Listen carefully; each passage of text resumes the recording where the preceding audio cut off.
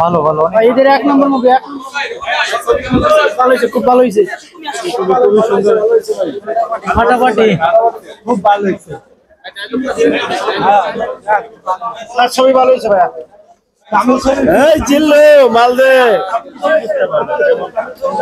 ভাইয়া একটা নারী হয়েছে পুরুষ ধ্বংসের কারণ, মূলত এই মুভিতে এটাই, আর কিছু না।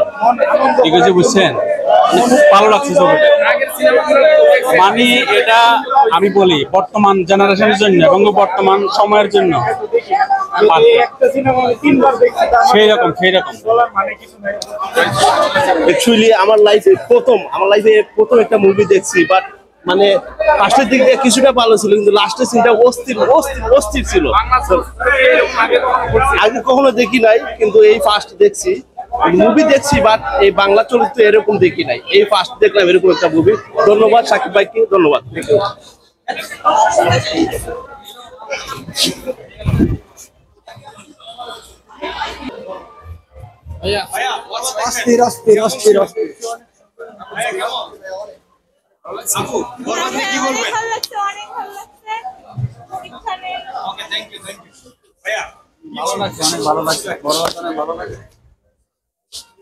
খুব ভালো লাগবে, খুব ভালো, অসাধারণ কিছু। অনেক ভালো ছিল। দেখবো।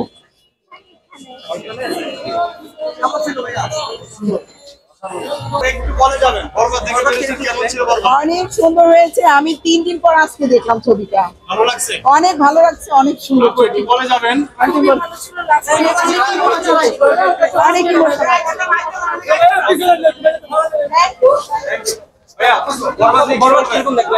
ফিনিশিংটা অনেক ইমোশনাল, এটাই খারাপ লাগলো। অনেক সুন্দর। এটা হলিউড দেখলাম না বলিউড দেখলাম, আসলে কল্পনার বাইরে। এটা বাংলাদেশের শাকিব খান বলেই সম্ভব এই ছবি করা। বাংলাদেশে অন্য কোনো নায়ক এরকমই রাখতে পারবে না। খুবই চমৎকার সিনেমা দেখলাম। শাহিদ খান আছে বলে বাংলাদেশের সিনেমা দেখতে আছে। তিনি বাংলাদেশের কিংবদন্তি এবং খুব চমৎকার ছবি। তিনি অনন্তকাল বেঁচে থাকুক এবং এরকম সুন্দর সুন্দর ছবি করুন। ধন্যবাদ। অবশ্যই চাই আমরা, অবশ্যই আরো তিনি এরকম সিনেমা করলেই আমাদের দেশের সিনেমাগুলো বেঁচে থাকবে এবং যারা সিনেমা প্রেমী তারা সিনেমা দেখতে অবশ্যই আসবে। সবসময় কি শাকিব খানের সিনেমা দেখেন? সবসময় সিনেমা দেখা হয়। তার মধ্যে কোন বিষয়টা বেশি ভালো লাগে? তার মধ্যে তার আউটলুকিং এবং তার যে আউটলুকিং এবং তার যে সিনেমা অ্যাকশন, খুব ভালো লাগে।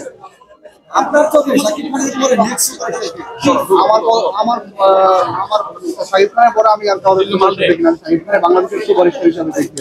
তার মানে শাকিব খান সিনেমা ছেড়ে দেয়, বাংলা সিনেমা ছেড়ে। আমার কাছে এমনই মনে হচ্ছে, কারণ শাকিব খানের মতো এরকম অ্যাকশন মুভি আর কোনো সিনেমা আর কাউকে দেখি না এরকম ভাবে তৈরি করছে বাংলাদেশে।